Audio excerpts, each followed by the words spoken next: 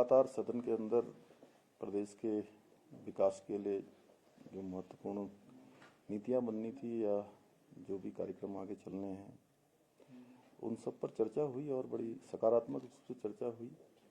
आज अच्छा होता कि पूरा सदन चलता और विपक्ष के साथी थोड़ा जल्दी नहीं करते तो और चर्चा होती और भी महत्वपूर्ण विषय थे जिन पर एक स्वस्थ चर्चा होने के बाद निश्चित रूप से किसी न किसी नतीजे पर पहुंचते।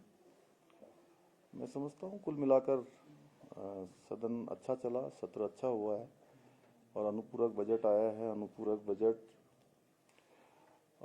ये सामान्य बजट जो हमने मार्च में राज्य के लिए प्रस्तुत किया था उसी बजट की पूर्ति के लिए ये बजट था और कुल मिलाकर जो ऋण धीरे धीरे हमें घटाना है उस दिशा में भी हम काफ़ी अच्छी प्रोग्रेस कर रहे हैं। पिछले अगर 2-3 सालों का देखेंगे तो दुगना हमने ऋण जो है वापस करने का काम शुरू किया है और राजस्व बढ़ाने पर हमारा मुख्य फोकस रहा है कि राजस्व बढ़े और उसको लेकर लगातार चाहे आज वो रेवेन्यू बढ़ाना ये हमारी प्राथमिकता में है। आबकारी विभाग हो, चाहे हमारा खनन विभाग हो या स्टाम्प कर से आने वाले रेवेन्यू हो, उन सब में काफ़ी बढ़ोतरी हुई है, आंकड़े साफ बताते हैं और ऋण भी कम से कम लिया गया है। विकास के मामले में भी हम ठीक दिशा में आगे बढ़ रहे हैं कि पूरे देश के अंदर जो नीति आयोग ने आंकड़े दिए थे उन आंकड़ों में भी उत्तराखंड का नंबर 1 स्थान आया है।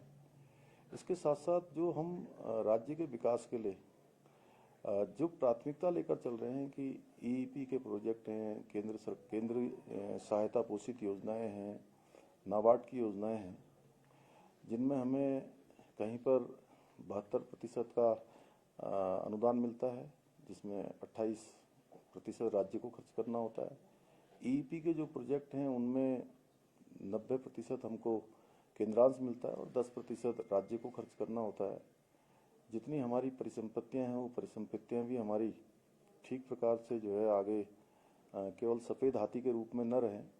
अभी इस अनुपूरक बजट में ये प्रावधान किया गया है कि जितने भी राज्य के गेस्ट हाउस हैं उन गेस्ट हाउसों को हम ठीक करें और जहाँ भी लोग आते हैं तो कम से कम कुछ न कुछ राज्य को प्राप्त होता रहे।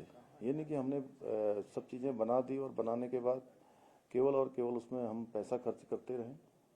हम राज्य को इस प्रकार से बनाने का प्रयास कर रहे हैं, ये हमारा संकल्प है कि आने वाली जो हमारी पीढ़ी है उनको भी एक अच्छी अर्थव्यवस्था राज्य की मिले, उसके लिए हम काम कर रहे हैं और बहुत सारे जो खर्चे हैं उन खर्चों को भी कम करने का प्रयास कर रहे हैं। राज्य को अधिक से अधिक उन योजनाओं का लाभ मिले जिनसे राज्यांश कम से कम हो। साथ ही जो हमारा गरीब है, गरीब कल्याण की योजनाएं वो हमारे दूरस्थ क्षेत्रों तक पहुँचे। युवाओं के और नौजवानों के विकास के लिए, हमारे शिक्षार्थियों के लिए हमने बहुत सारी जो है छात्रवृत्तियाँ भी शुरू की हैं। खिलाड़ियों के प्रोत्साहन के लिए खिलाड़ी उदयमान योजना भी प्रारंभ की है। महिलाओं के लिए स्वयं सहायता समूह और अच्छे काम करें, 3 लाख रुपए तक का ऋण उनको बिना ब्याज देने की व्यवस्था की है। किसानों के लिए बहुत सारी योजनाएं पशुधन के क्षेत्र में, मत्स्य के क्षेत्र में, बागवानी के क्षेत्र में, इन सभी क्षेत्रों में हम लेकर आए हैं।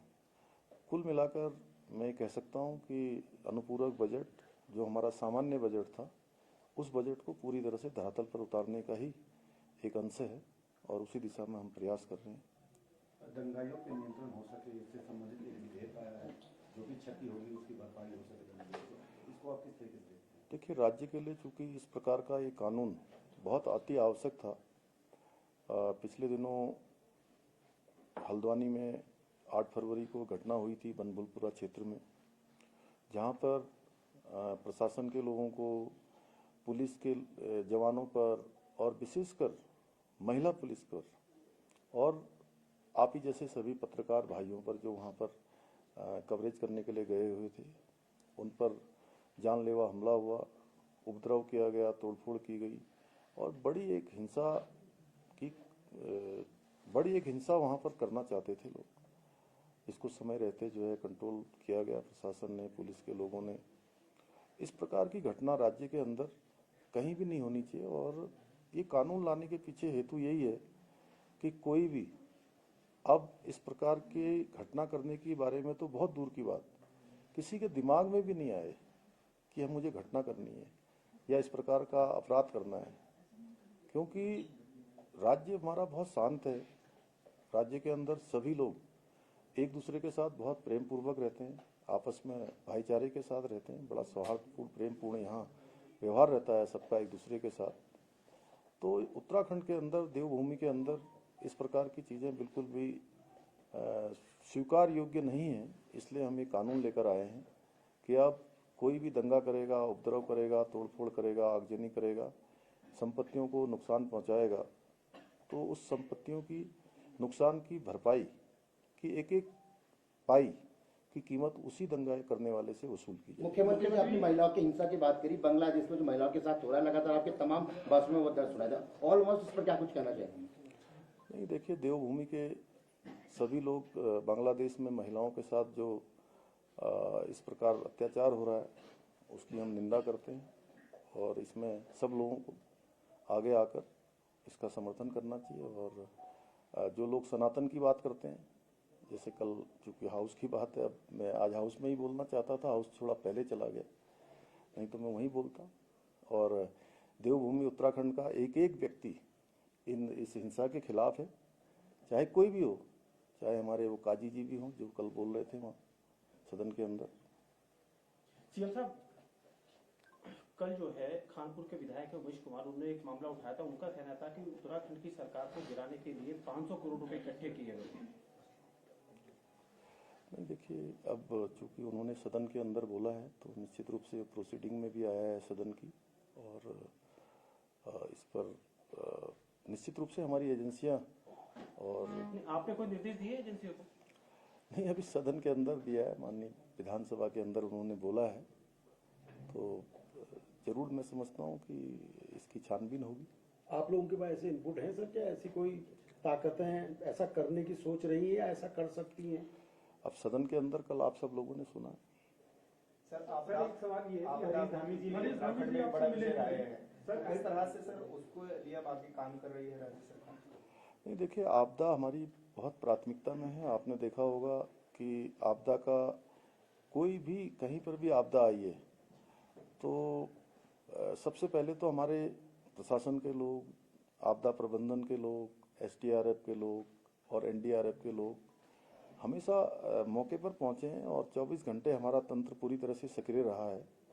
इसलिए बड़ी बड़ी घटनाएं हुई हैं, उसके बाद भी जिस प्रकार से रेस्क्यू अभियान चलाया गया है, जिस प्रकार से आपदा में त्वरित रूप से कार्रवाई की गई है, लोगों ने भी उसकी सराहना की है। और मैंने भी प्रयास किया है कि अधिकतम स्थानों पर मैं पहुंचूं।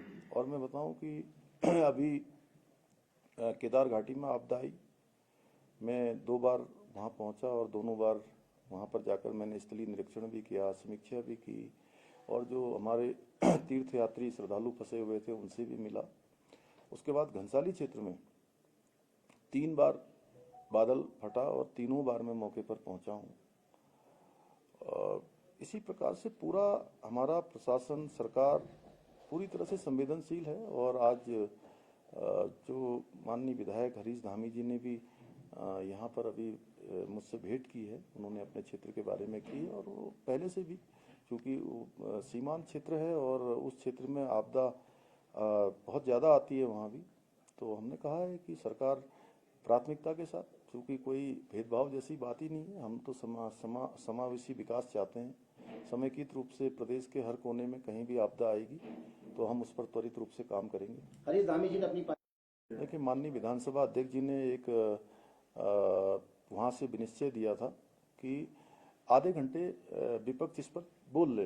ये उनकी पार्टी को ही तय करना था कि कौन कौन उस पर बोलेगा, और उनकी शिकायत भी यही थी कि चूंकि वो एक ऐसे आपदाग्रस्त क्षेत्र से आते हैं, सीमांत क्षेत्र से आते हैं, तो उस चर्चा में विपक्ष के लोगों को जो आधे घंटे का समय अलॉट हुआ था उसमें से जरूर उनको भी 5-7 मिनट बोलने का अवसर दिया जाना चाहिए था। वो उन्होंने यही बात आके कही है, लेकिन मैंने कहा है कि हमने आपदा के सभी अधिकारियों से, आपदा सचिव से और हमारे प्रमुख सचिव सभी को मैंने जिम्मेदारी दी है कि आप पूरी तरह से वहाँ के जिलाधिकारी से बात करके जो भी वहाँ की परेशानियाँ हैं उन परेशानियों पर काम करें। तमाम जनप्रतिनिधि आपसे अभी मिले गैरसैंण से लेकर तमाम मुद्दों पर। अब आगे के लिए कुछ बड़ा प्लान हमने तय किया है क्या सर?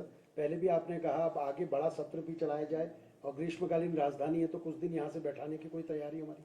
नहीं, अच्छा है। देखिए, धीरे धीरे सब लोगों को यहाँ की आदत हो रही है, आप लोगों को भी हो गई होगी इस बार है, जल्दी जाने का आपका भी मन नहीं कर रहा है, तो इसलिए मैं आप लोगों की भावना भी समझ रहा हूँ। और हम लोग जो है पहले यहाँ आते थे तो थोड़ा सा लगता था कि नई जगह आए हैं और सभी को ऐसा लगता था, लेकिन धीरे धीरे अब ये स्थान सबके लिए जाना पहचाना स्थान हो गया है। तो यहाँ पर थोड़ा और पूरे साल भर एक्टिविटी हो, सत्र भी थोड़ा बड़ा चले, उसके लिए हम प्रयास कर रहे हैं। यहाँ पर स्वास्थ्य की सेवाएं अच्छी हों, अस्पताल, एक अच्छा अस्पताल यहाँ पर बनाने के लिए भी आज मैंने कहा है। और साथ में सबसे बड़ी समस्या आप ही लोगों की है। आप लोगों को किसी को काली मठ जाना पड़ रहा है, किसी को गैरसैंण जाना पड़ रहा है, किसी को कहीं जाना पड़ रहा है, आसपास कोई रुद्रप्रयाग से आ रहा है, कोई गौचर से आ रहा है। तो अब आप लोगों के लिए यहाँ पर एक बड़ा भवन, अच्छा भवन एक बनाने का मैंने घोषणा की थी और एक घोषणा भी है। मैं तो हमारे महानिदेशक सूचना आयुक्त जी यहाँ पर बैठे हैं, सूचना आयुक्त महानिदेशक सूचना, तो आपको मैं अभी यहीं पर से कि अब तुरंत हमारे ये सत्र आज समाप्त हो गया है, सत्र के समाप्त होते ही इसकी कार्रवाई तत्काल प्रारंभ हो जाए। जो भी मद उस पर बनाना हो बना के तत्काल यहाँ पर एक अच्छा भवन बने। पुलिस के जवानों के लिए भी थोड़ा यहाँ पर प्रॉब्लम थी, उसकी मैंने पहले ही स्वीकृति दे दी थी कि यहाँ पर पुलिस के जवानों के रुकने के लिए उनके लिए भी यहाँ पर बनाया जाए। और सबसे बड़ी बात यहाँ पर जब ये विधान भवन बनाया जाना शुरू हुआ था उस समय यहाँ पर काफ़ी काम हुआ और काफ़ी सारे हमारे पहाड़ों को हटाया भी गया, कुछ व्यवस्थित भी किया गया, अन्य भी चीज़ें आई।